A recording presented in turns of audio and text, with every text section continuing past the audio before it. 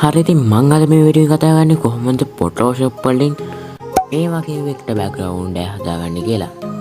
ඉතින් වැඩි කතා නැතුව අපි වීඩියෝ එකකින් බලමු කොහොමද මේක හදාගන්නේ කියලා.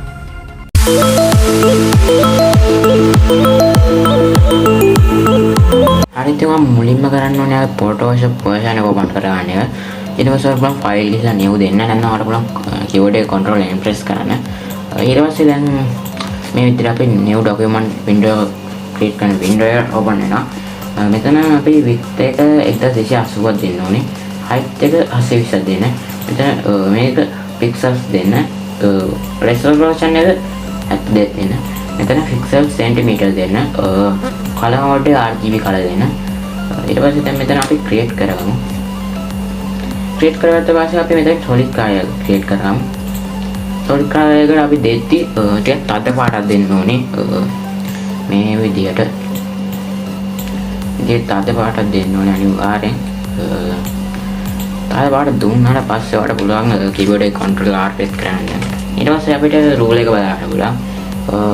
R press කරගත්තාට පස්සේ අපිට rule එක අදගෙන එන්න ඕනේ අපේ document එකට. මැදට හරි මැදට අරන් එන්න ඕනේ.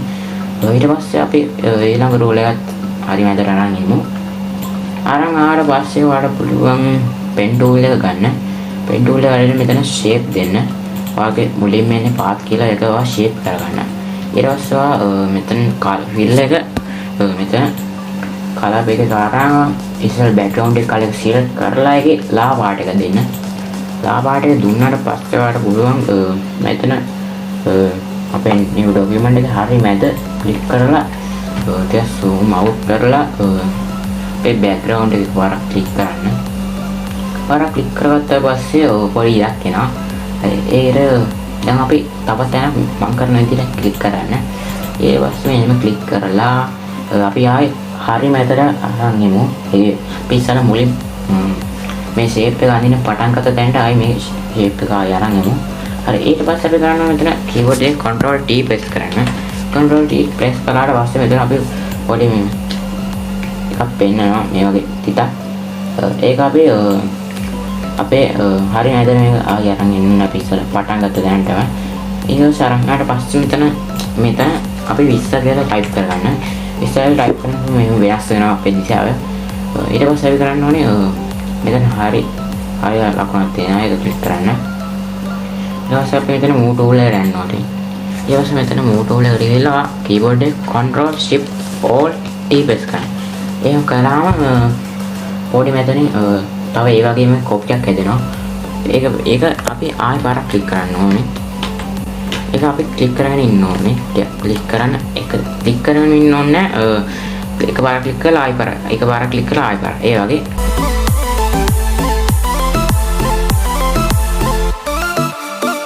හරි. ඊට පස්සේ ඔයා කරන්න ඕනේ move tool එකේ අපි ඉන්නේ. ඊට පස්සේ දැන් මෙතන shape එක ගොඩක් තියෙනවා. ඉතින් අපි කරදර නිසා shape එක අපි merge කරමු. merge කරගන්න ඒ ඔක්කොම මුල් shape එකට ගිහිල්ලා click කරලා last shape එකට ගිහිල්ලා එකපාරක් කරන් shift එක ඔබාගෙන ඊට පස්සේ right click කරලා merge shape දෙන්න. merge shape දුන්නාට පස්සේ ඒ ටික merge වෙනවා. ඊට පස්සේ අපිට බලන්න පුළුවන් background එක හැදලා ඉවරයි. ඔයා ටික අවුලක් තියෙනවා. පාට එක හදාන්න පුළුවන් අපි ඉස්සෙල්ලා හදපු මේ කෑල්ලේ size එක අඩු කරන්න. ඔයගොල්ලන්ට පුළුවන් ඒක හදාගන්න ලස්සනට. ඊට පස්සේ බලමු අපි දැන් කලර් එක වෙනස් කරගන්නේ කොහොමද කියලා මේකේ. කලර් එක වෙනස් අපි ඉස්සෙල්ලා ආපු solid කලර් එක ඩබල් ක්ලික් කරන්න. ඊට පස්සේ මෙතන මම නිල් පාට දෙනවා. නිල් පාට දුන්නාට පස්සේ කලර් එක වෙනස් කරන්න යන්නේ. ඊට පස්සේ ආයෙ අපි shape එකට ඇවිල්ලා ඒක ඩබල් ක්ලික් කරන්න ඕනේ. අර මේ පොඩි කොටුවක් තියෙන දැන. ඊට පස්සේ අපි background එක දුන්න කලර් එක ක්ලික් කරගෙන එතෙන් ලා කලර් එක දෙන්න ඕනේ. ඊට පස්සේ අපිට බලාගන්න පුළුවන් ලස්සන background එකේ color එකත් වෙනස් වුණා. අපි දැන් බලමු මේක කොහොමද ලස්සනට image එකට add කරගන්නේ කියලා. එහෙම add කරගන්න මුලින්ම අපි මෙහෙම image එක open කරගෙන ඉන්න ඕනේ. ඊට පස්සේ ආයෙ අපේ background එකට ඇවිල්ලා මෙතන color solid color එකයි අපේ shape එකයි දෙක merge කරගන්න ඕනේ.